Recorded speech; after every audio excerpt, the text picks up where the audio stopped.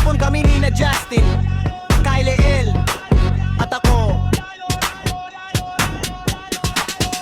Hindi man kalayuan ang aming destinasyon, batid naming bawat lakad sa kwento ay lumalakas ng relasyon. Ang aming muling paglalayag sa Cobra, pinaplano na namin mula pa nung wala pa kaming pera. Una naming pagpunta at ngayon ay kasing tuwa. Alindog ng lugar na ito na siyang nag-iwan ng marka sa aming puso. Bumaba kami sa dagat ng talampasigan nung anit na lang. Kantapanda naming mga bagat pa mula sa pinagdamaming daan-taan, tanaw na namin ang asul na karagatan. Ang simoy ng hangin na may halong alat ay agad na sumalubong sa amin. Hudyat ng amin ay nalalapitin ng bawat pananabik sa mga tanawin. Kita ni Justin, Kyle L at siyempre sa akin din, lalo na nang muling masilayan ng baybayin.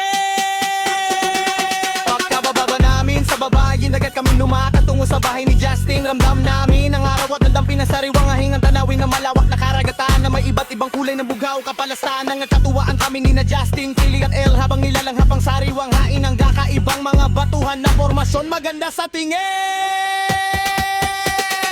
Hindi namin pinalagpas ang pagkakataong kumuha ng litrato sa bawat anggulo. Mayroong kakaibang ganda ang mga bato. Nagpaunahan kami sa pakuha ng selfie at trophy. Nagpaalala sa aming sarili-sarili ay walang wifi. Ang mga kaibang batuhan ng malinis na kabuhong kinanapang napakagandang tanawin ng kalikasan ay nagbigay ng kakaibang sigla sa aming trip ang patingin sa magandang silayang nalo.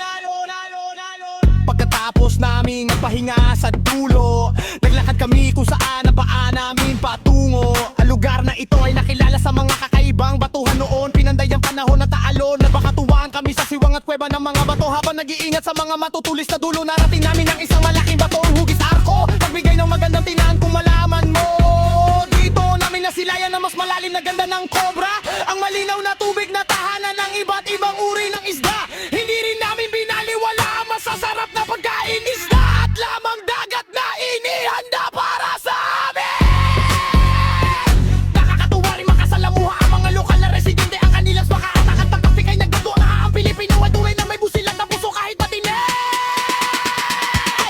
Lumipas ang 3 araw ng napakabilis at dumating na ang araw ng aming pag-alis. Hindi namin napigilan ng mapangiti sa aming mga labi, puno ng pasasalamat sa mga bagong alaala at walang hikbe.